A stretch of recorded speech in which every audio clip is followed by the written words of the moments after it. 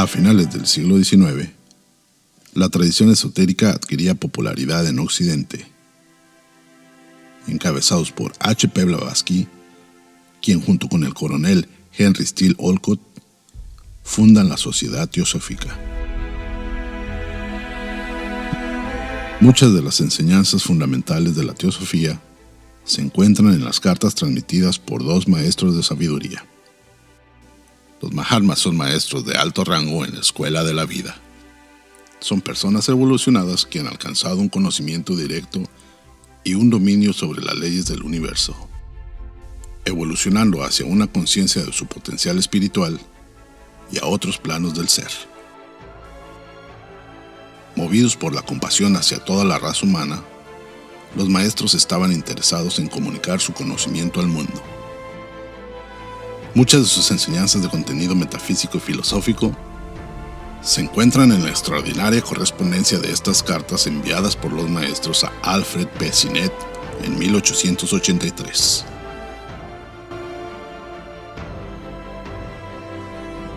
Hacemos la invitación para unirse al estudio de las cartas de los Mahatmas los días martes a las 11:30 horas del centro de México. Impartido por Enrique Reich, doctor en psicología, autor y conferencista internacional, donde analiza los aspectos fenomenales del contenido de las cartas y comenta su impacto posterior en la sociedad teosófica.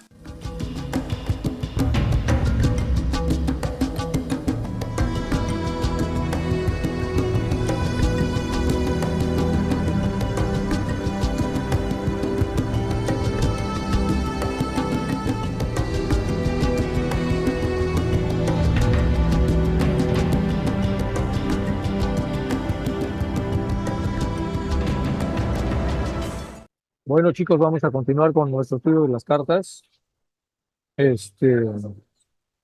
Ya estamos llegando casi a la 48-49, que es donde voy a hacer el repaso de timing. Pero mientras continuamos con esta sección de las cartas, tal como las organizó Marshall. Bueno, continuamos con la 45, que con ese estábamos. Empezamos con la invocación de Radha. Hay una gratitud y un poder más allá de nosotros mismos que viene en ayuda de aquellos que están preparados para recibirlo. Nos dirigimos respetuosamente hacia aquella beatitud, aquellas grandes fuentes de las cuales emanan incesantemente la fortaleza y la inspiración hacia todos los que estamos resueltos a abandonar el yo personal para desarrollarnos, aprender y compartir fraternalmente y sin reserva. Nos dirigimos también con respeto a los grandes seres de luz, las divinidades que ayudan a la humanidad, los amados Magachohan y maestros de sabiduría. Pedimos su auxilio para comprender lo oculto. Permítanos trazar un puente que nos bendiga y nos facilite la inspiración apropiada. También nos dirigimos a nosotros mismos, a nuestros yoes superiores. Queremos ser como el estudiante fiel que nunca pone en duda a sus maestros, que siempre los ama con devoción al afecto, que siempre los admira y los respeta porque saben que son el camino divino que a todos nos habla. Vamos a empezar a cerrar la 45, esta es la última parte de la carta. Dice, y le doy a usted mi palabra de que no hace mucho él, o sea, Sinnett, fue el causante de este estado de salud de ella, es decir, de Blavatsky, debido a su constante ansiedad por la sociedad y en parte, si no totalmente, debido al comportamiento de él, Ken Singla. Toda la situación y el futuro de la ecléctica depende de Kotomi. Si usted no le ayuda, si a pesar de mi advertencia y del evidente descontento del Magachohan, él persistiera en ponerse en ridículo sacrificándose por un hombre que en cierto sentido es el genio malo de la sociedad, bien es cosa suya, solo que yo no tendré nada que ver con él. Bueno, yo siempre continuaré siendo su sincero amigo, aunque usted se vuelva contra mí uno de estos días, le dice el maestro. Fern fue puesto a prueba y se ha visto que es un dukkha, perfecto en su naturaleza moral. Ya hablamos un par de veces o tres de lo que son los dukkhas y aquí lo pongo ya en una tinta muy indeleble porque ya saben que no es bueno hablar de los magos negros. Solo por explicación, es la última vez que lo explico. Cuando vuelva a surgir el tema de los dukkhas, les voy a pedir que regresen a los slides en donde ya ha sido esto explicado, pero también vamos a explicar un poco el tema de Fern. Este Fern, en realidad se llama Fern Edmund W., fue un asistente de Alan Hume, que se convirtió en chela en prueba o en alumno del Mahatma Morya. Es decir, una persona que tenía grandes cualidades y además era asistente de Hume y fue admitido en prueba para Shell. Fue considerado como un posible agente de transmisión de mensajes paranormales porque no es tan fácil el tema de las precipitaciones. De hecho, como no es tan fácil, uno de los que toman la clase junto con nosotros me pidió por favor que hiciera yo un recuento más detallado de lo que es la precipitación y vamos a hacerlo dentro de un momento.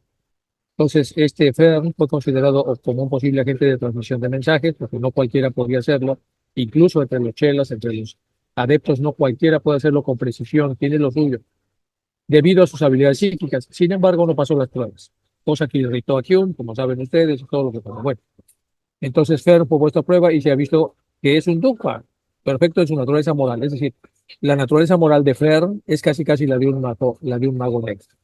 Ya veremos, ya veremos. Pero a pesar de sus espléndidas capacidades, quedan pocas esperanzas. Si yo le hubiera insinuado que engañase a su propio padre, a Fern y a su madre, él hubiera añadido además de los padres y las madres de ellos. Tiene una naturaleza muy vil, muy irresponsable. Oh vosotros occidentales que os vanagloriáis tanto de vuestra moralidad, que los radiantes Chojans le guarden a usted y a todos los suyos del cercano peligro que se avecina. Es el sincero deseo de su amigo, maestro Morgan. Y aquí una última explicación de los Dugpas, significa literalmente casquetes rojos, acuérdense que se dividen en dos, los amarillos y los rojos. Son una secta del Tíbet antes del advenimiento del Tsongkhapa del siglo XIV. Los tibetanos, cuyo budismo deteriorado por ellos había sido horriblemente adulterado con las doctrinas de la antigua religión de los Pons, que practicaban mucho la magia, como sabemos, eran todos Dugpas. Desde aquel siglo y después de las rígidas leyes impuestas a los Gelugpas, que significa casquetes amarillos, y de la reforma y depuración del budismo o lamanismo, los Dugpas se entregaron más que nunca a la hechicería, la inmoralidad y la crápula. Desde entonces la palabra Dugpa ha pasado a ser sinónimo de hechicero negro, de adepto de la magia negra. Eso significa el Dugpa. Entonces ya no lo voy a volver a tocar porque nos asisten para que no hablemos, ni siquiera mencionemos el nombre de cómo se llama. Vamos ahora a hablar un poco de la dichosa transmisión esta de la precipitación. Para eso estoy poniendo del libro que me habían preguntado la vez pasada que cuál era el libro donde venían los dibujos de los maestros del Mahachohan y algunos otros maestros. Se llama Los maestros y sus retratos. Aquí hay meditaciones y gráficos, es de David Andreas y este es el libro. El libro es este y esta es la foto del Mahachohan que estaba a cargo cuando se permitió a los maestros compartir su conocimiento con los seres humanos a través de Sinet, Hume y otros. Entonces, este es el dibujo de ese Chohan. Ahora sabemos que hay otro Chohan y aquí están los receptores más importantes del Estado. Aquí está la transmisión que se hace telepática a alguien que la recibe y este es el que la precipita. Necesita habilidades de recepción y habilidades de transmisión. Bueno, aquí vamos a ver primero el tipo de conciencia y qué tan elevada está. Primero está el Chohan, que es el más elevado de este rango que estamos analizando. Su naturaleza, la de Sinet, es la de usted, su esencia es la nuestra, le dice en una de las cartas. La llama es distinta del tronco de la madera que le sirve temporalmente de combustible. Claro, según la madera que se use, la llama es más fuerte o menos fuerte. Entonces, el Mahachohan, por lo menos para esto que estamos viendo, es la conciencia más elevada, por lo menos la más desarrollada o la más jerárquicamente más elevada. El Mahachohan autoriza a los dos maestros, en este caso a Morgia y a Sinet, a que puedan transmitir información en función de lo que se les solicite. Los que tengan vínculos con ellos kármicos, que son en este caso aquí en el cine, para poder recibir preguntas que puedan enderezar un poco las cosas que ya están torciéndose por el efecto de la ciencia. Estos entonces, a través de las vinculaciones kármicas, toman a dos personas con diferente grado de desarrollo. Hume es un tipo más refinado, pero menos desarrollado. Sinet es un tipo menos refinado, también británico, pero más desarrollado. Entonces, aquí se transmite la información a estos dos seres, esto se convierte en cartas y esto llega a nosotros. Estamos acá, en la parte gruesa de la señal del Sol. Hay varios caminos. El camino que estamos nosotros analizando es de esta zona a esta zona y de esa zona pues a los receptores de las cartas, pero estamos digamos que en este modelo. Hacia arriba de este modelo pues hay más maestros de sabiduría y arriba de este modelo están los dioses y etc. Entonces, esto en realidad es un camino no interminable, pero muy largo, de diferentes jerarquías y niveles. Nosotros estamos en esta clase moviéndonos acerca de la información que pasan los maestros de sabiduría a Simet y a Hume. También tenemos, por supuesto, todo el legado de Blavatsky con sus libros, etcétera. Bueno, esto es nada más como un ejemplo y estas son, pues, algunas de las figuras importantes que han estado asociadas a la ciudad de Jesús. Vamos ahora con la famosa precipitación. Tenemos aquí al maestro que acaba de recibir una carta. Aquí todo arranca con Sinet. Sinet, en realidad todo arranca con la encarnación donde Sinet y el maestro se encuentran, pero digamos que ese reencuentro empieza cuando Sinet, muy inquieto para hacer preguntas, ya ha viajado a India, es director del Pioneer, como lo sabemos, y le pide a Madame Blavatsky que entregue una carta. Madame Blavatsky entrega la carta, la recibe el maestro, se pide permiso por parte del Mahachohan, se ve una gran oportunidad para enderezar conocimientos que no están bien hechos por parte de Occidente. Entonces, el maestro Kutumi envía una carta telepáticamente a un chela.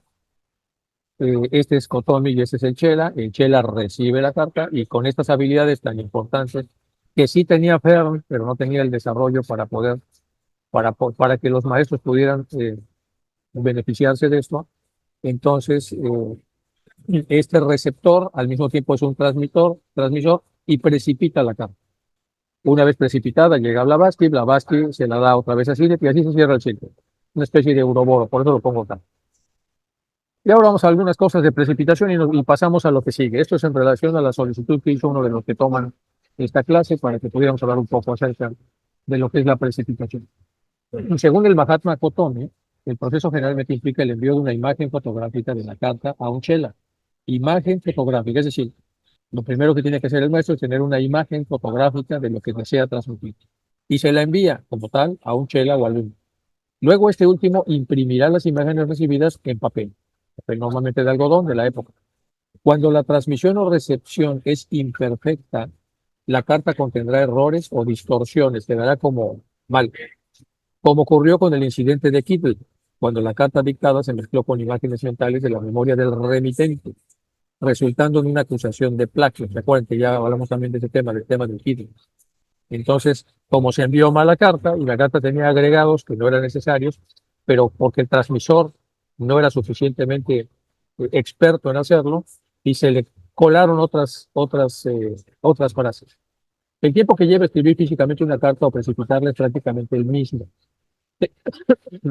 Perdón, tengo que pensarlo bien. Dice fotografiar cuidadosamente cada palabra y frase en mi cerebro antes de que puedan ser repetidas por precipitación. Aquí nos dan la primera clave. Lo primero entonces es que tiene que estar muy concentrada la persona que va a precipitar, tiene que hacer una fotografía mental cuidadosamente de cada palabra que va a quedar entonces impresa, por eso es que cuesta el mismo trabajo escribirlo que hacer la fotografía. Entonces, cada frase y cada palabra en el cerebro antes de que puedan ser repetidas por precipitación. Aquí lo que nos dice entonces es hacer la fotografía, enfocar bien la fotografía por cada palabra y cada frase, y después repetir la fotografía, los trozos de estas palabras y frases, y estas son las que se mandan por precipitación. Por eso dice aquí, antes de que puedan ser repetidas por precipitación. Así como la fijación de las imágenes formadas por la cámara sobre superficies químicamente preparadas requiere una disposición previa dentro del foco del objeto, es decir, se acuerdan ustedes que están hablando de ellos hace 150 años. Estamos en el inicio de la fotografía, había una ampliadora que se llama, y esta se le ponía un negativo, y abajo se ponía un papel y había que enfocarlo, que es como un lente, el lente hacia arriba y hacia abajo hasta que queda bien enfocada, porque es otro de los defectos que puede tener la precipitación, que esté fuera de foco y entonces no se entiende. Así que primero tenemos que ordenar nuestras oraciones, después imprimir cada letra para que aparezca en el papel en nuestra mente antes de que sea apta para ser leída. Bueno, esa es la precipitación, y eso lo dije Blavatsky cuando dio una explicación. Bueno, aquí vamos a ver la explicación que da Blavatsky más detallada. El trabajo de escribir las cartas en cuestión se realiza mediante una especie de telegrafía psicológica. En ese entonces ya se conocía la telegrafía y como sabemos la telegrafía utiliza un sistema binario y en ese sistema de binario hay un alfabeto y en ese alfabeto se utilizan puntos y rayas. que es lo que podía hacer el telégrafo en aquel entonces. El punto le dicen el di y la raya es da. Entonces, el punto se hace normalmente en la llave de telegrafía como un punto pic y la raya es más largo, da. Entonces, di, da, di, da, di, da, y así. Entonces, la A es di, da, es decir, es punto raya, y así todas las letras son por el estilo. S o S, ya sabemos, 3 puntos, 3 rayas, 3 puntos, etcétera. Bueno, es lo que está hablando aquí Blavatsky, que recién estaba como descubriendo. Entonces, es una especie de telegrafía psicológica, psíquica. Los Mahatmas rara vez escriben sus cartas de la manera habitual, como lo hacemos nosotros. Existe, por así decirlo, una conexión electromagnética en el plano psíquico entre un Mahatma y su chela. Es decir, cuando el Mahatma acepta un chela, entra hacia un portal que se convierte en una conexión electromagnética para ver cómo piensa, cómo sube, cómo va mejorando. Uno de los cuales actúa como su amanuense, si es que se puede hacer esta equiparación. Cuando el maestro quiere que una carta se escriba de esa manera, llama la atención del chela a quien selecciona para la tarea, haciendo que una campana astral, escuchada por muchos de nuestros compañeros y otros, dice Blavatsky, suene cerca de él. Es decir, el chela que ha sido seleccionado le suena una campana.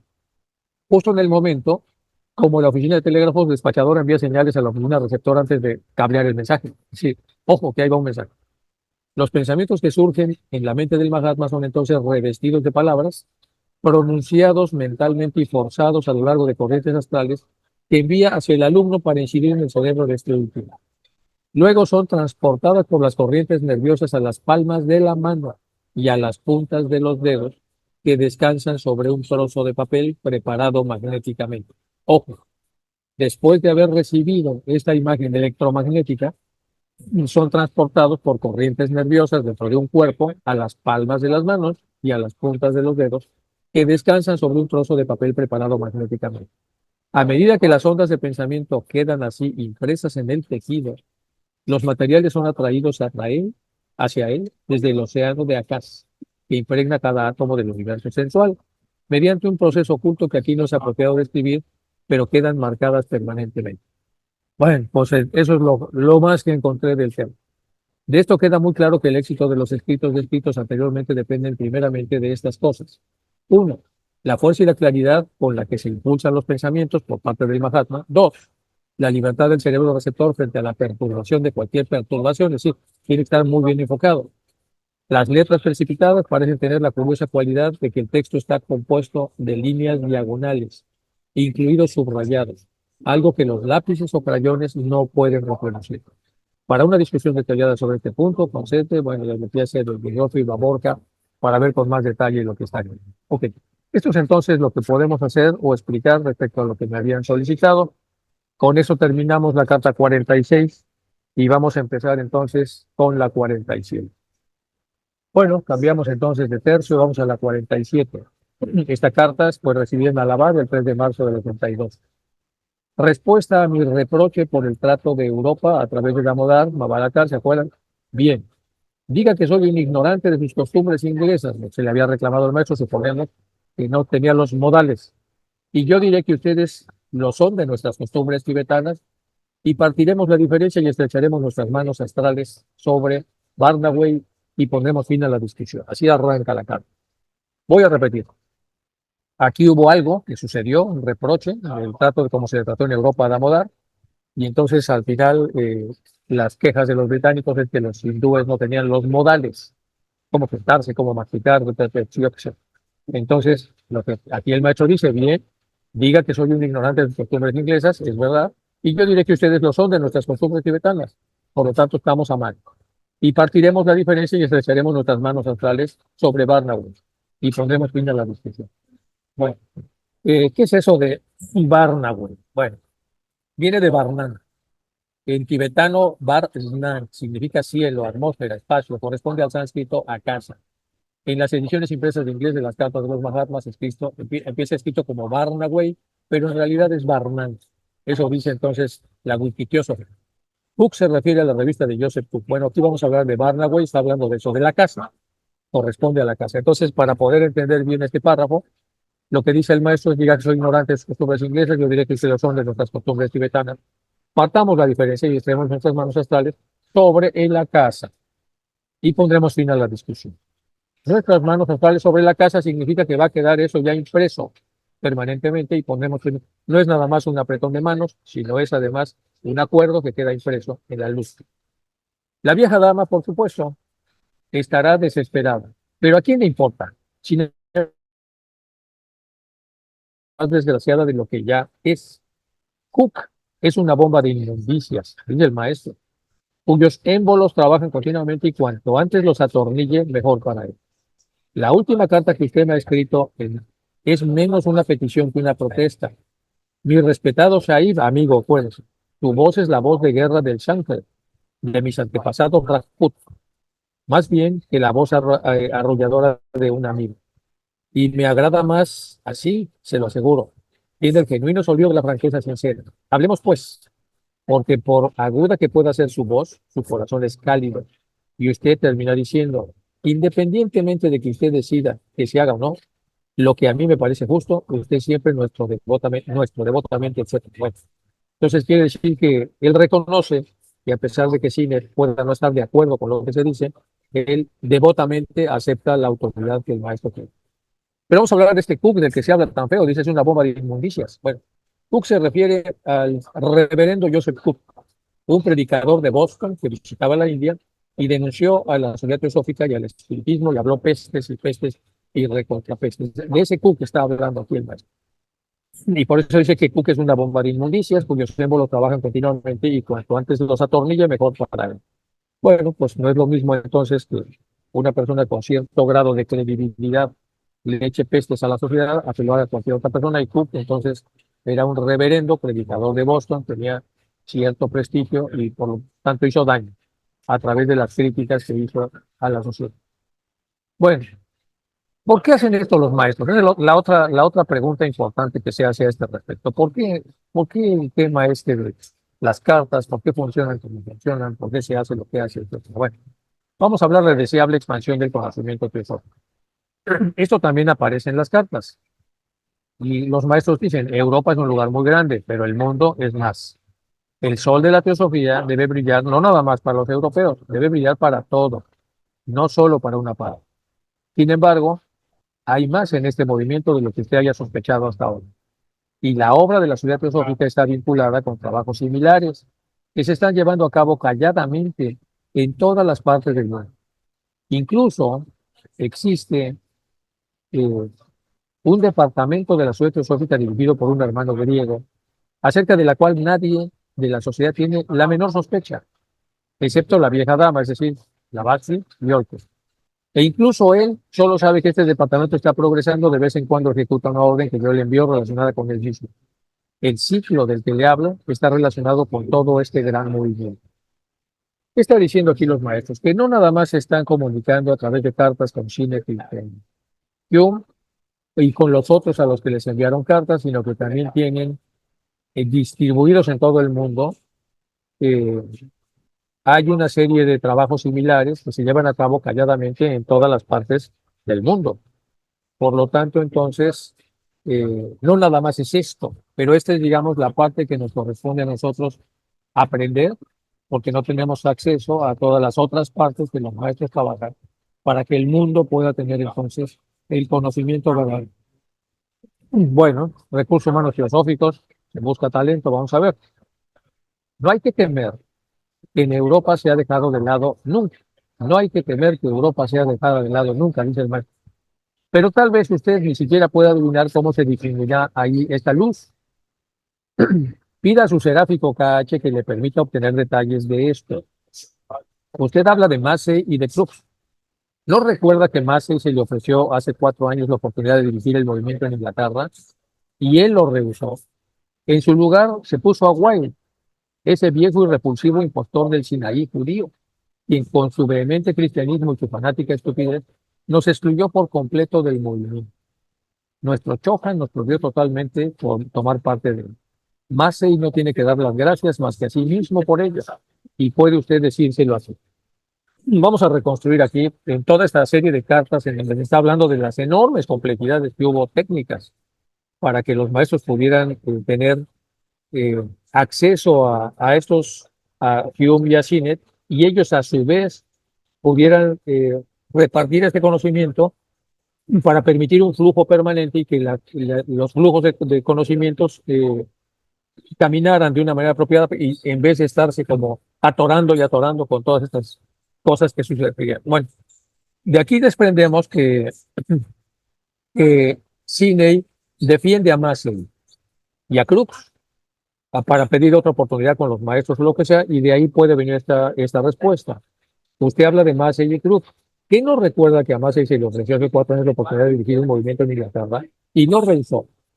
Y en su lugar se puso a White, un viejo repulsivo impostor del Sinaí judío, quien con su vehemente cristianismo y fanática estupidez nos excluyó por completo del movimiento, del propio movimiento del que ellos eran originarios, los excluyó. Nuestro Chohan nos prohibió totalmente tomar parte de él. Massey no tiene que dar gracias más que a sí mismo por ello, y puede usted decírselo. Vamos a ver de este lado, del otro lado, la foto que hay ahí. Dice, con sus 2 series anteriores sobre egiptología, Gerald Massey, así es el famoso Massey, puso patas arriba la doctrina existente para argumentar que Egipto no solo había engendrado a la civilización humana, sino la mitología egipcia era la base de las creencias judías y cristianas, eso dijo Massey. La culminación de sus años en esta particular búsqueda intelectual, el antiguo Egipto, la luz del mundo es la joya de la corona de Massey. En esta, la más filosófica, tanto en tono como el concepto de sus obras. De sus obras egiptológicas. Massey, siempre intrépido escolta, conduce un recorrido a través de miles de años de desarrollo sociológico, cultural y espiritual, mientras señala con deslumbrante razón y prosa persuasiva a un origen egipcio lejano y común. Bueno, aquí el maestro está diciendo que tiene una gran capacidad oratoria, tiene una gran capacidad retórica, porque se hace seguir, o sea, tiene cualidades y tiene una deslumbrante razón de una prosa persuasiva, que es lo que tiene normalmente la persona que sabe persuadir, y entonces como que la gente le cree todo lo que dice, pero a lo que dice, bueno, es este tipo tomó un trozo de la historia, lo vinculó todo a Egipto y según él, de ahí viene todo. Y entonces eso no va necesariamente con lo que los maestros normalmente utilizan. Entonces, volvamos del otro lado, dice nuestro Choja no puede totalmente tomar parte del Massey, no tiene más que dar las gracias a sí mismo. A estas alturas, usted ya debería haber aprendido nuestra manera de actuar. Nosotros aconsejamos, nunca ordenamos, por eso los israelíes, solo aconsejan, pero influimos en los individuos. Si lo desea, escudriñe en la literatura espiritista el año 1887. Busca y descubre en esta obra, si puede, una sola palabra sobre filosofía oculta o sobre esoterismo o algo de ese elemento, ahora tan ampliamente difundido en el movimiento espiritista. Entonces, lo que hacemos es aconsejar para que las cosas fluyan de una manera apropiada. Y este hombre con un gran desarrollo intelectual, pues lamentablemente no estaba vinculado necesariamente a la búsqueda de la verdad verdadera, si es que se puede decir así. Pregunte y averigüe si la misma palabra ocultismo era completamente desconocida en América, pues que descubrimos que sus conferencias, Cora, la de los 7 maridos, la mujer de Tappan, inspirada medium parlante, dice que la palabra ocultismo era la palabra recién inventada por los filósofos que acababan de aparecer, y que nadie había oído jamás hablar de los espíritus elementarios ni de luz astral, excepto los magnates del petróleo y otros por el estilo. Es lo que dice el maestro. Bien, cerciórese de eso y compare. Este fue el primer grito de guerra y la batalla siguió ferozmente acalorada y violenta hasta el mismo día de la partida para la India. Mencionar y señalar a Edison y a Crookes y a Massey, 3 grandes intelectuales de la época. Alba Edison por la electricidad, y hoy vamos a hablar un poco de Crookes y Massey. Massey, ya hablamos un momento, el egiptólogo. Parecería tanto como vanagloriarse de lo que nunca puede ser comprobado. Vanagloriarse de teorías que suenan como muy concretas, pero que no se pueden comprobar si son correctas o no son correctas. Entonces tenemos una guerra de prosas y una guerra de habilidades por parte de los oradores para convencer a la multitud de que esa es la verdad o no es la verdad.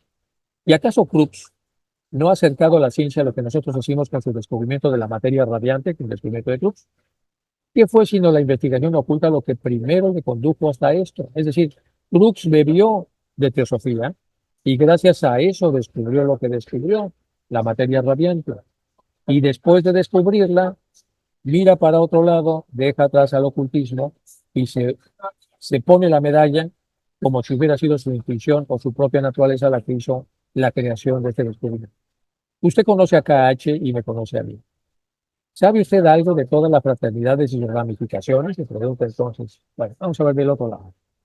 Blavatsky dijo sobre el Crux, ha estado dando opiniones sobre mí que no son muy ortodoxas. Él dice, oh, la vieja dama está envejeciendo y cada vez es más senil. Eso decía Crux de Blavatsky. Ella solía saber algo, pero ahora le ha dado todo y lo ha dado todo y ya no se sabe nada. O sea, como que ya llegó al final. Estoy muy contenta de que él piense así, porque de otra manera me habría molestado más, a más no poder. Le hice tocar las dos campanas astrales a él mismo, solo que la última vez lo toqué yo mismo.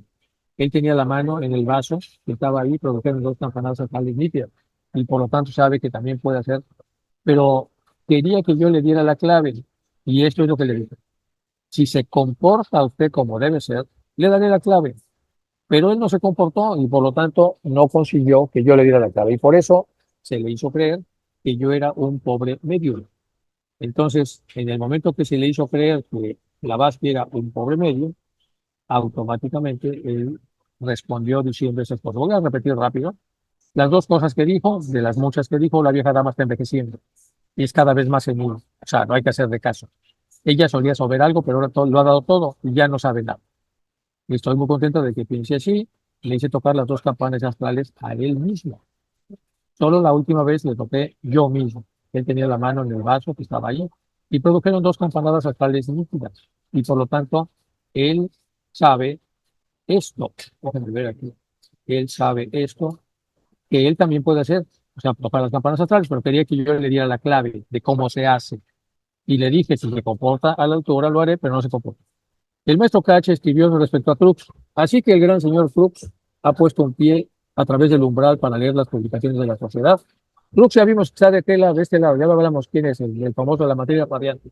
Bueno, bien, hecho y con sabiduría y muy valiente de su parte. En el pasado fue audaz como para dar un paso similar y lo suficientemente leal a la verdad como para decepcionar a sus colegas.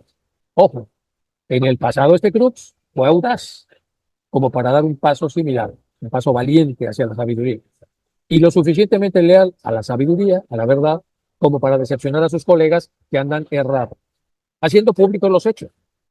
Al ver que su invaluable publicación se le ocultaba en las secciones, es decir, todos los descubrimientos que tuvo, en vez de que fueran portadas, fueron ocultas en las páginas 50 y 60, por eso se ocultaba en las diferentes secciones y que toda la Royal Society intentaba silenciarlo metafóricamente, si no de hecho, poco podía imaginar él qué perfecta venganza le tenía preparada el carro. Hágale saber que su cornucopia aún no se ha vaciado y que la ciencia occidental aún tiene por descubrir tres estados adicionales de materia.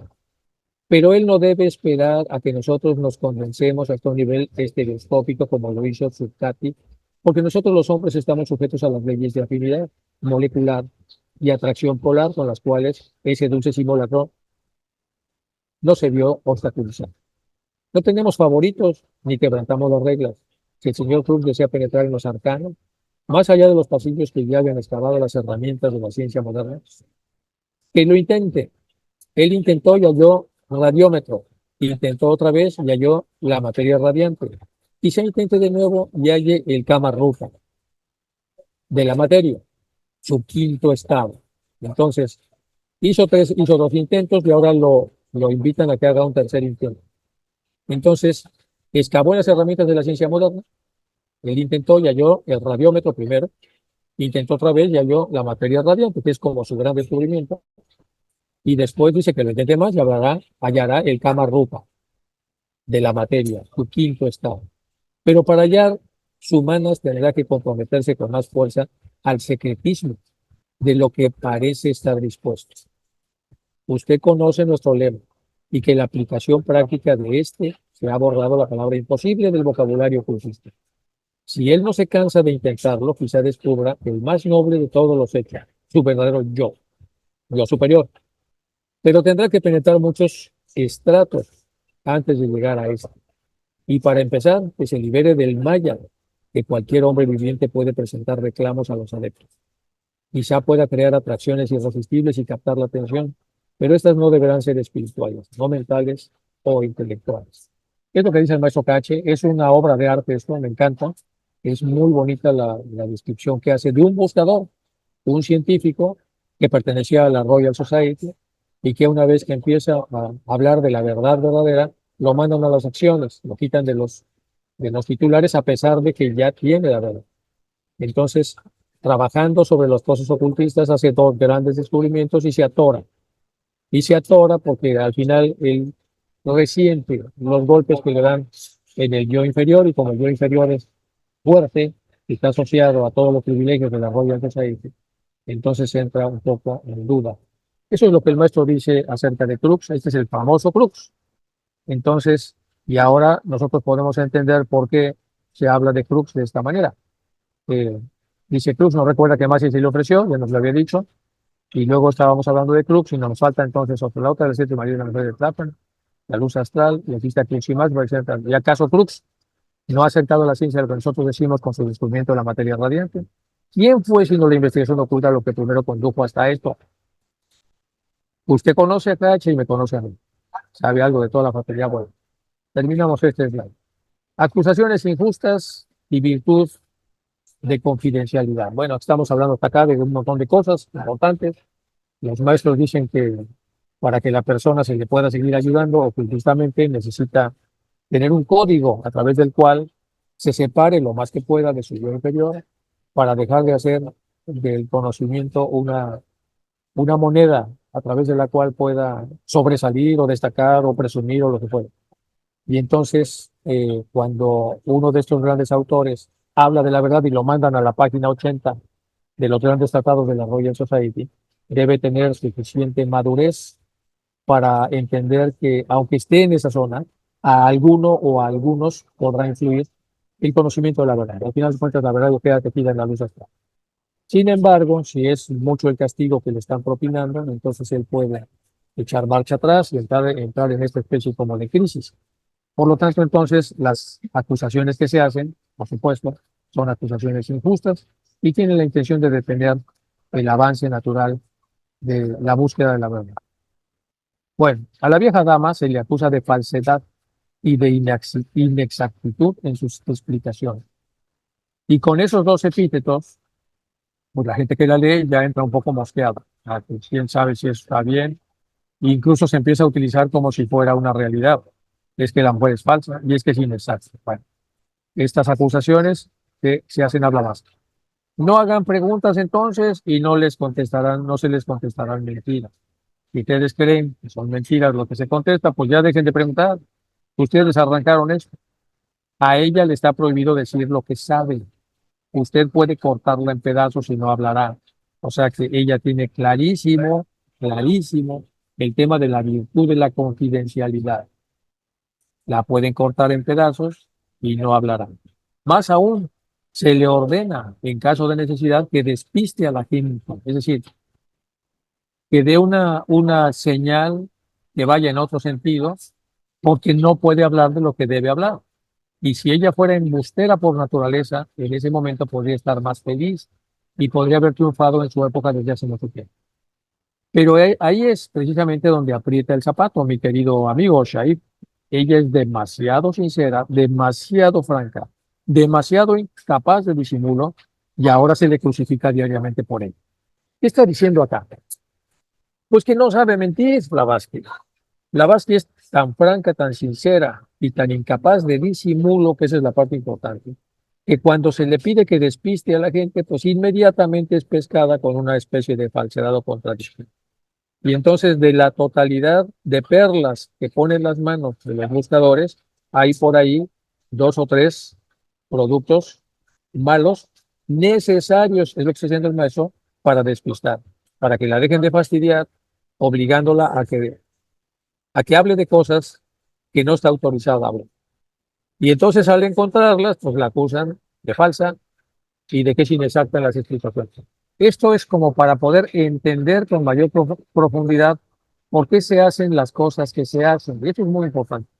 Yo en mi formación como psiquiatra, luego estudié geriatría, les había dicho, pero tuve un caso similar, bueno, por supuesto, con sus debidas proporciones. pero recuerdo muy bien a un señor ya mayor, le había muerto la esposa y se lo llevó a vivir a su piso el hijo único que tenía con la esposa. Y este señor todos los días a las 3 de la mañana despertaba al hijo diciéndole, Juan, ¿qué hora es? Y el hijo se levantaba a las 3 de la madrugada, padre. Oye, un vaso de agua, lo que fuera, y a las 4. ¿Qué hora es? Las 4. Y la esposa estaba harta. Van a ver al geriatra, al psiquiatra geriatra, y entonces en una cámara de GESEL está el padre y el tratante, en este caso el geriatra psiquiátrico, y está el hijo y la esposa observando. Por la cámara de GESEL es una cámara con un espejo donde se puede ver lo que pasa de aquel lado, pero no a la inversa. Y entonces le pregunta al señor que por qué todos los días despierta, porque ya lo quieren llevar a la residencia. Y dice él, bueno, porque mi esposa murió a las 3 menos 10 de la madrugada y me viene una angustia y tengo que hablar con alguien si no me vuelvo loco. ¿Y por qué no se lo dice a su hijo? Dijo, porque no quiero perder la autoridad que tengo como padre ante él, pero sí quiero escuchar su voz y saber que estoy todavía en este plan. Entonces el hijo escucha y encuentra la razón por la que el padre molesta. Bueno, yo sé que no es un ejemplo que tenga la categoría para hablar de este ejemplo, pero es lo mismo. Aquí, cuando Blavatsky es obligada a mentir, cualquiera que la aprecie podría entender que eso tiene un motivo, en vez de irse directamente sobre el tema.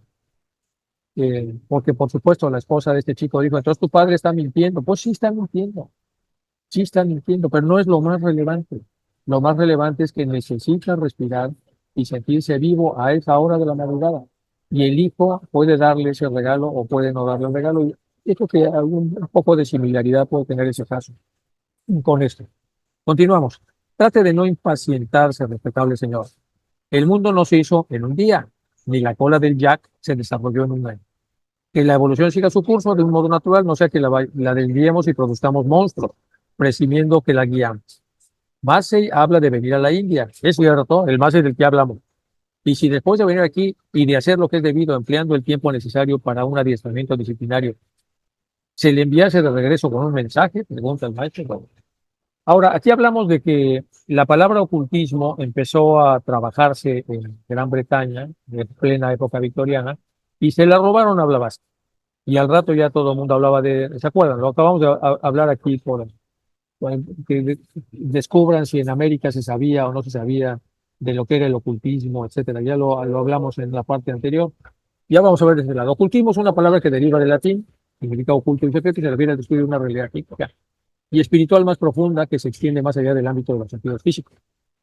Ojo, la primera persona en utilizar el término ocultismo en inglés fue H.P. Blavatsky en 1857. No son los diáconos y en general, no, no, no, es Blavatsky en 1867 en su libro Isis Sigbel. Ella definió el verdadero ocultismo como altruismo, la gran renuncia de uno mismo, que está incrustada en el principio de que la divinidad está oculta, trascendente pero inmanente dentro de cada ser vivo. En los tiempos modernos, la palabra ocultismo tiene significados mixtos. A veces se aplica a la adivinación de una variedad de prácticas destinadas a invocar o manipular fuerzas y entidades invisibles, o con fines benéficos o con fines maléficos. Hoy, ocultismo es la parte de abajo, pero la que inauguró la palabra es la base. Bueno, y aquí tenemos, aquí viene como, había puesto yo una foto de donde exactamente donde habla de los científicos, Alfred Russel Wallace, William Crookes y Thomas Alva Edison, become a members of the Theosophical Society. Aquí lo que está sucediendo y la publicación que se hace es que grandes científicos empiezan a hacerse miembros, entre ellos Alva Edison, que de hecho su diploma está lleno de arte. Y bueno, en este caso le ponen eh, Thomas Edison, le falta Alba, que era el nombre del padre y que era de Zacatecas, y dejan el apellido de la madre. Bueno, vienen miembros de la Sociedad Teosófica.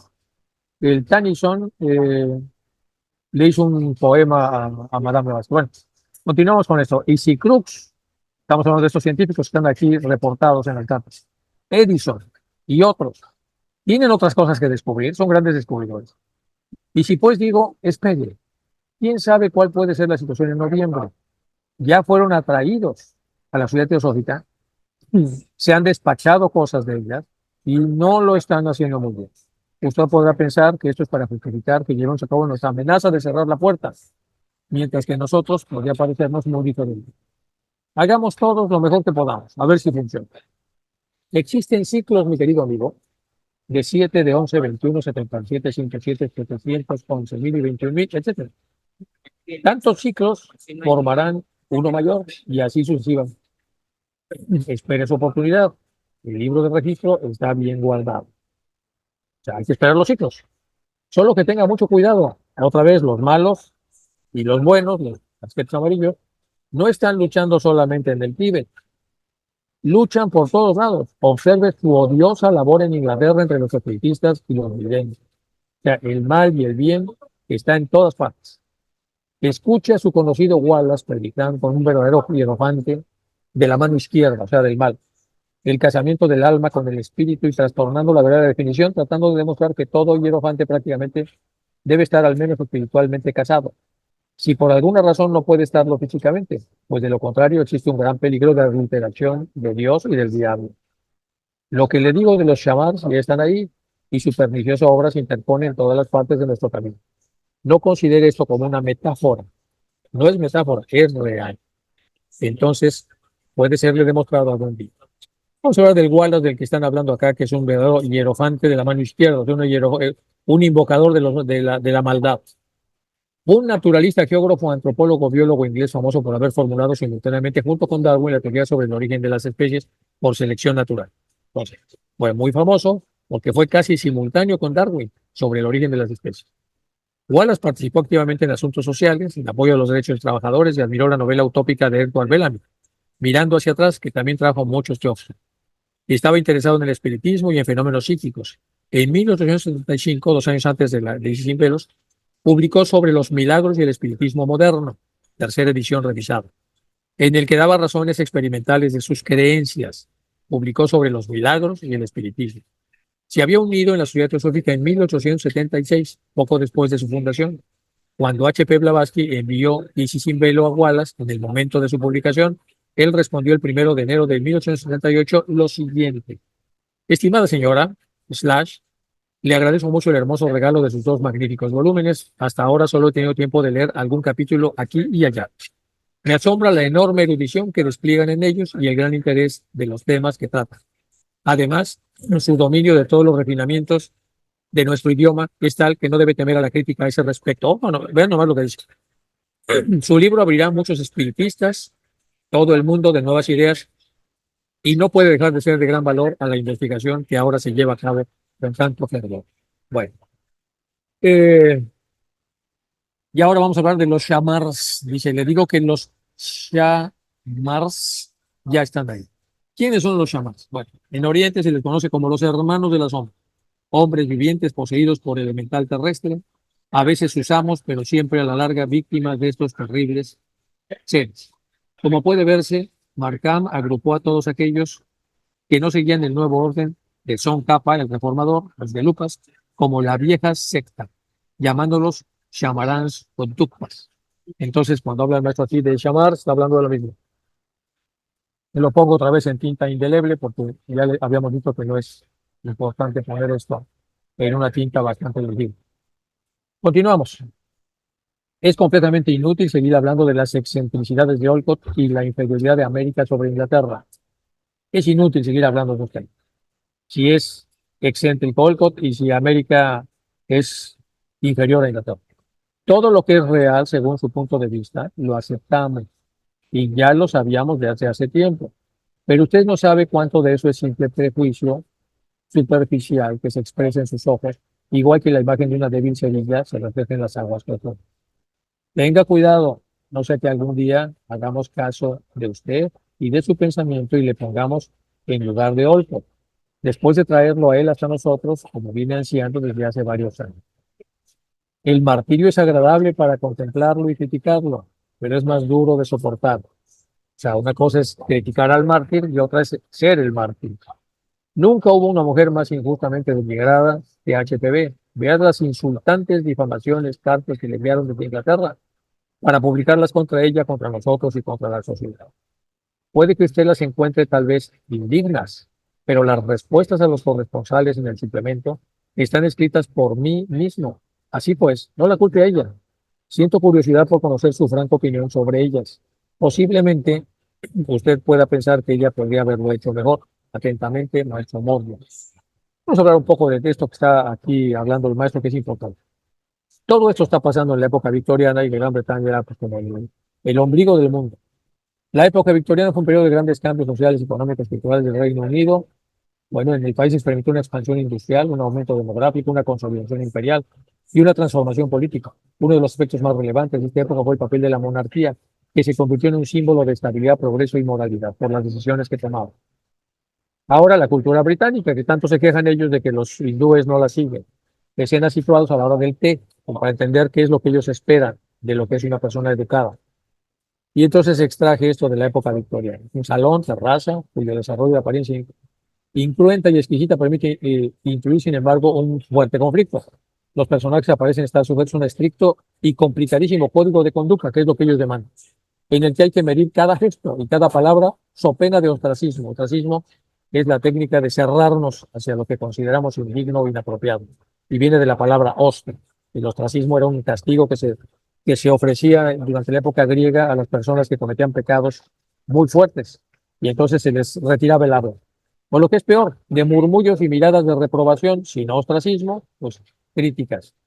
El contexto de todo ello, ingleses del siglo XIX de la clase A, es decir, la época victoriana. Ahora sí, esos son Hume y un poco menos Sinner, pero los dos estaban educados en ese sistema. Ahora, lo que podemos sacar de acá es el tema de la difamación y, y los estragos que hizo en la salud de Blavatsky. El hecho de haber sido difamada, calumniada, y ahora es solamente a Blavatsky o a cualquiera le puede alterar esto, o sea, prácticamente a cualquiera. Y hay un artículo que pueden ver de Sonja Grover, se puede bajar de internet, y aquí viene un poco del diagnóstico psiquiátrico de la difamación. Bueno, para el que quiera leer con más detalle de eso.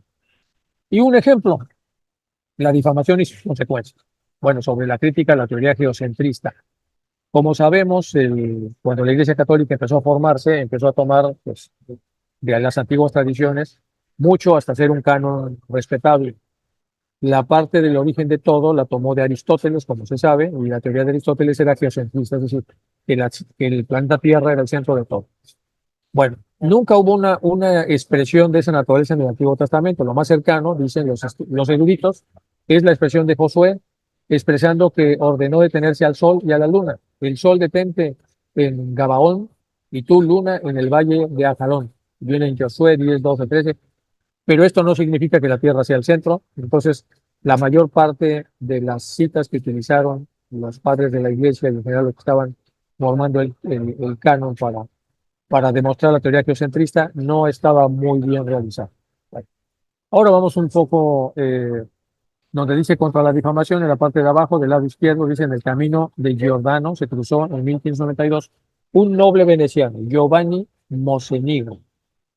Sentí una gran curiosidad por las enseñanzas de Giordano Bruno, por todo lo que había estado publicando, sus libros, y le invitó a su residencia. Ojo lo que pasa aquí. Aquella amable propuesta se convirtió en una trampa mortal para Giordano. Mocenigo se asustó por sus atrevidas doctrinas y le denunció por herejía. Después de esta cena, todo lo que escuchó tomó nota y le fue directo a la Inquisición para acusarlo de herejía, a la Inquisición de Venecia. Y como era un noble, era una persona importante, entonces tuvo fuerza la denuncia. Bruno fue trasladado a una cárcel romana e interrogado constantemente. Pudo haber negado todo aquello en lo que creía y salvar su vida, pero no lo hizo. Prefirió ser fiel a sus principios y esperar una sentencia favorable.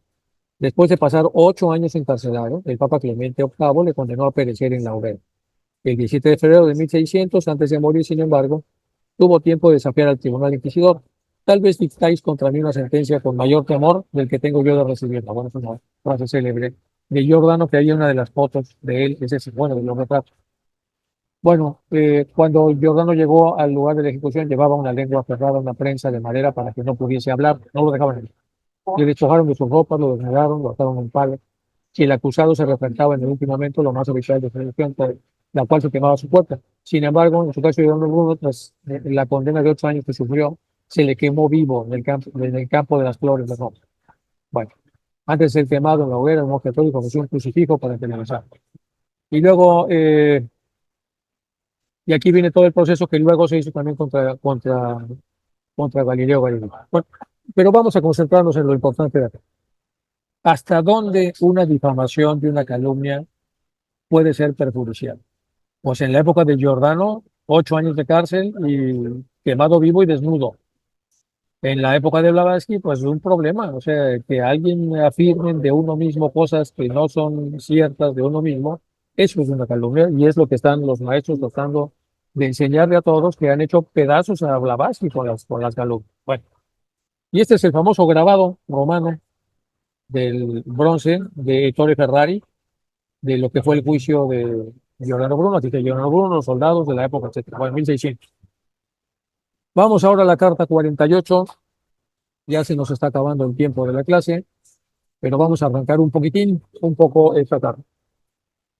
A partir de esta carta voy a usar otro método, también un método adicional para que pueda la enseñanza, podamos entrar en un debate más sustancioso. Dice recibir en Alabar el 3 de marzo del 82. Buen amigo mío, yo sé, por supuesto, y sabiendo, y sin que me lo pidiera, si estuviera autorizado a influenciarle en otra dirección, le diría con mucho gusto, ese conocimiento lo compartirás conmigo algún día. ¿Cuándo o cómo? No está en mí decirlo, ni por mí mismo saberlo. Pues usted, y solo usted, tiene que tejer su destino. Quizás pronto o acaso nunca. Pero ¿por qué sentirse desesperado o incluso receloso? Créame, todavía podemos marchar juntos por la escabrosa senda, en donde yo he ido un poco para abajo para comunicarme con usted y usted ha hecho un esfuerzo para subir. Vamos a leer otra vez porque la prosa es increíble. Buen amigo, aquí suponemos que Sinet le está diciendo que si es posible que se miren, que se vean, que estén juntos, que se conozcan, como es propiamente debido y lo que sea. Bueno, y dice, por supuesto, claro que sí podemos entrar en contacto y sabiendo, sin que me lo pidiera, si estuviera autorizado a influenciarlo en una otra dirección, le diría con mucho gusto, ese conocimiento lo compartirás conmigo algún día.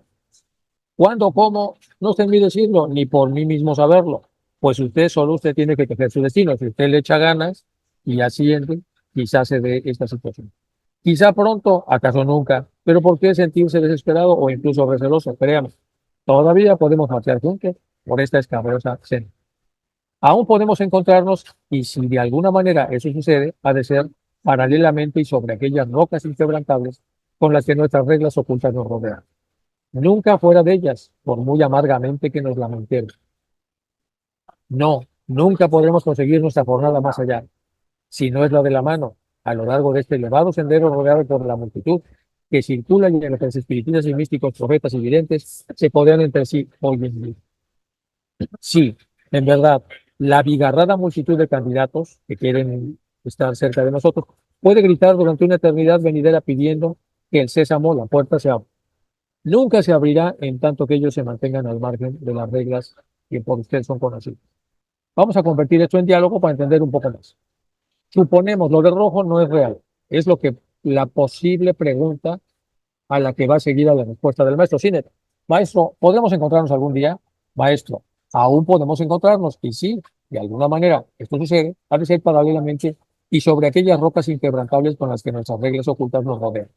Nunca fuera de ellas, por muy amargamente que nos lamentemos. ¿Qué está diciendo? Estudie nuestras reglas. Estudiándolas, empiece su desarrollo interior sin violar las reglas. Y cuando esté suficientemente ascendido, sí, podemos encontrarnos todavía. Sí podemos. Y si sucede, tendrá que ser respetando estas reglas. Es lo que está diciendo. Según yo, es lo que entiendo. Sinet, maestro, eso no existe, la palabra esta, eso solo para entender la respuesta. ¿Pueden ustedes ir más allá de la jornada que menciona? Es decir, ¿pueden ustedes trascender las limitaciones que tienen? No, maestro, no. Nunca podremos proseguir nuestra jornada más allá si no es de la mano a lo largo de este elevado sendero rodeado por la multitud que circula y en la que los espiritistas, místicos, profetas y videntes se codean hoy en día. Tercera pregunta, maestro. ¿Hay acaso otras formas de las cuales la gente pudiera entrar en vuestro mundo? Sí, en verdad. La bigarrada multitud de candidatos puede gritar durante una eternidad venidera pidiendo que el sésamo se abra. Pero como ya dijo 3 preguntas antes, tendrá que ser respetando nuestras reglas. Es un desarrollo interior basado en las reglas de exclusión que el ocultismo exige. Nunca se abrirá en tanto que ellos se mantengan al margen de esas reglas. pero si las estudian y estudiándolas se sigue el camino apropiado, por supuesto que sí, podrán entonces otros, muchos, los que sean, entrar en este formato. Y ahora sí, chicos, terminamos la clase. Voy a dejar de compartir para pasar entonces a comentarios que tengan al respecto.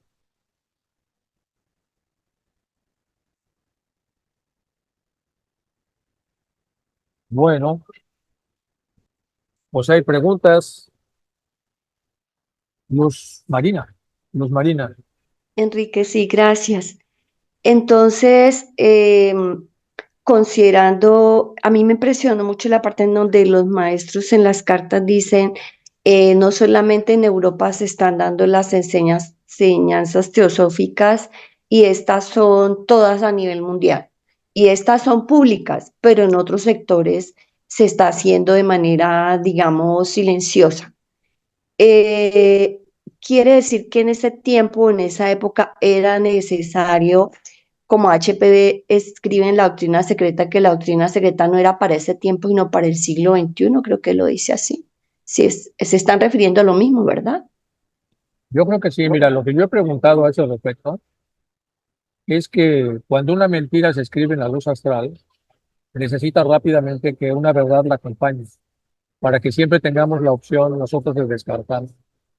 Y entonces la serie de mentiras que se desarrollaron desde 1780, desde la Revolución Industrial hasta un siglo después, 1880, ya hacía urgente que empezaran a escribirse cosas que fueran en el sentido correcto. Ahora, ahí en las cartas vemos que cuando por fin un científico se da cuenta de esto y escribe algo correcto para equilibrar, los malos de la historia, consiguen con otros malos, que son los editores, poner este conocimiento en la página 80, pero no importa, en la luz astral ya está. O sea, este conocimiento, el verdadero, tiene que mantenerse vivo. Por eso hacemos las charlas, por eso hacemos lo que podemos los que podemos hacerlo. La idea es que todos lo hagamos, que todos nos desarrollemos, que todos nos animemos a hacer charlas y charlas, por supuesto, basadas en las cartas, basadas en Blavatsky, para que estas charlas ingresen a la luz astral y puedan hacer un dique seco que evite entonces que todo lo falso, lo superficial, eh, se desarrolle. No sé si va un poco en sentido de lo que me estás preguntando, pero entonces al final de cuentas, lo que tenemos que hacer, no importa que estemos tres o dos o uno, lo importante es mantener este conocimiento vivo y alterarlo lo menos posible, por supuesto, hacerlo atractivo, pero lo menos posible. Entonces, cuando decía Blavatsky, que viene para el siglo dentro de 150 años después, es manténganlo vivo para que en 150 años la gente pueda encontrarlo cuando se requiera y se pueda entender mejor. No sé si por ahí va tu pregunta, pero Sí, estoy de sí, acuerdo es con lo que dices. que estaba cuando tú estabas leyendo, cuando estabas presentando ahorita, es que igual parece ser que la presencia de Cinet y el hecho de dejar las cartas los maestros como quedaron y que ahora fueran verificados y que estén allí, dan una fuente real, digamos, objetiva para la gente actual y las futuras generaciones y que eso va a ser un piso importante que abre pues otro momento de desarrollo humano que tenía que darse en ese momento para ahora o para después también. Y para ahora y para después, porque el conocimiento sigue siendo muy anticipado a muchas cosas que todavía no están reveladas. En la última conferencia de Fred Fernández, que es como el gurú de la ciencia teosófica, y desde mi punto de vista, pues él comenta lo avanzado que están en el conocimiento atómico, la teosofía, y cómo va la ciencia que no iba hace 150 años, pero ya va hacia allá, y cómo incluso para los propios científicos sirve este conocimiento en la medida en la que se abran a este conocimiento, por eso tenemos que mantenerlo vivo y tenemos que hacer que se enseñe con la prosa original de los maestros, porque cambiar un poquito la prosa, poner un adjetivo que no es, poner cualquier cosa, altera. Las palabras tienen un dinamismo propio y han sido cuidadosamente elegidas por ellos. Claro, luego tenemos aquí el problema de la traducción, por eso yo continuamente voy a la parte de inglés cuando una cosa como que no me va muy bien y por ahí he encontrado tres o cuatro cosas, no muchas, pero al final de cuentas sí tenemos un poco de desventaja cuando ya leemos esto en castellano, a pesar de que la traducción, desde mi punto de vista, es bastante buena. Pero aún así hay que encontrar como el sentido de lo que quiere decir y para eso a veces hay que recurrir a la parte en inglés para ver si hay alguna diferencia, sobre todo cuando las cosas como que como que les falta potencia o les sobra potencia o se han desviado un poco de la... Por eso ven ustedes que en la tradición antigua le decían al traductore, le decían los italianos, traduttore, traitore, porque siempre el traductor de repente también tiene sus propias cosas en la mente y verifica lo que se está diciendo, aunque sea un poquitito, pero pues con un poquitito, con enseñanza de este calibre, pues ya nos fuimos a otro cuarto, que no era el cuarto el apropiado.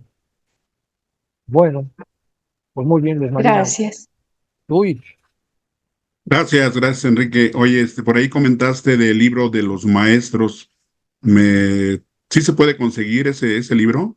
mira, se lo regalaron a Ceci, una amiga cercana que nunca le gusta que se diga quién es. No sé dónde lo sacó ella, este, pero es muy bueno, está muy bueno el libro, es una joya. Pero es un libro viejo y tiene las pinturas a lápiz de los maestros. Están Cotón, miren, hay un montón, ya había yo puesto en otra sesión. Pero alguien pidió el libro, por eso puse ahí que vean la tapa y con esa tapa tratar de conseguirlo. Dudo que esté Mm, en PDF. Debe ser O en un libro que librerías. hay que conseguir en algún lugar de libros viejos en los países donde hay este tipo de libros o no tengo idea cómo, pero si el libro es una maravilla, está muy bonito. Ujú, ujú. Ok, Este gracias. libro es el mismo, perdón, gracias. Enrique, este libro es el mismo que nos enseñaste fotografías a Sí, lápiz que alguien también, preguntó, creo ¿no? que fue Rafa, Es y muy alguien que mono, ya sí, levantó es la muy mano. mono, es monísimo. Es guapísimo el libro, Rafa debe no lo he estar visto. preguntando de Mira, no sé, por voy eso a le puse mirar aquí, la tapa. a ver si aquí se puede conseguir, pero no sé. Bueno, Rafa, Sí, Enrique, gracias. Nada, es una pregunta a las reglas que se refiere el maestro. ¿Serían las dadas en la escala de oro? O, no, hay un montón de reglas que yo creo que no tenemos acceso totalmente a ellas, pero lo más importante es, para mí hay una zona límbica en el estudiante que tú por intuición de pronto arribas, o sea, arribar, pero es como entre tocar y arribar, que sería como en inglés cuando dicen reach, que llegas, arribas o estás en una zona y ahí tienes que callarte la boca hasta que entiendas bien qué es y a partir de ese momento el conocimiento ya es ocultista, porque puede ser mal interpretado, ahí tienes a los brujos. Los brujos utilizan este tipo de conocimiento, pero para mal, porque al final es conocimiento, es un conocimiento donde tú puedes hacer cosas que no hacen los demás y eso te puede dar cierta como inmunidad, no, es cierta invisibilidad. Y si tú se lo das a uno que no se ve, imagínate, entonces por eso tiene que conservarse secreto. Y luego yo creo que no les queda más remedio a ellos, cuando esto ya se dio, de poner un escalón de un ocultismo más o menos divulgable para que los que van a ser atacados por los que ya debieron de este conocimiento sepan qué es lo que puede estar pasando y se puedan defender, porque si no, sería una desventaja. Yo como que lo veo así. No es algo que haya yo meditado mucho, pero debe tener mucho sentido. Ese conocimiento debe estar como precisamente insertado en la cabeza de los estudiantes y no debe estar al alcance de quien pudiera utilizarlo mal por los estragos que podría. Supongo que por ahí va el tema, Rafa, me imagino. Y eso va Es para como todos. que perdóname, es como, como ese énfasis en la lealtad y la verdad y verificar siempre esa verdad en uno, ¿no? Para ser auténticos y con cuidado, o sea, Son como, como muchas cosas, es control de impulsos, porque el ánimo ¿quién quiere divulgar? Pues el yo inferior, quiere fotografías y medallas. Y entonces el cuate se le queman las habas para poder decir algo y figurar. Y entonces te están midiendo. El que no tiene problemas con el yo inferior para eso y trata de ir pues, por lo oculto, es decir, por low profile, que dicen los americanos, o sea, sin ser como muy visible ni detectable, es lo que se necesita. Porque tu trabajo es en los planos superiores, no en estos. Y todo lo que hagas en este complica porque genera automáticamente se robustece el yo inferior y luego hay quien no sabe salir de esto. Entonces, por esas razones que considero yo que se hace, pero esto y muchas otras cosas, es como un tema complejo, pero por alguna razón Claro. está como está y hay que verlo de esa manera, yo creo. Bueno, pues muy bien, chicos. Gracias, Enrique. Al contrario, Rafa, que sigas bien de la vista, Sí, para que no gracias. te hagas de la vista gorda. Sí. Bueno, chicos, muchas gracias a todos por mantener viva la clase. Nos vemos la próxima sesión. Que les vaya muy bien.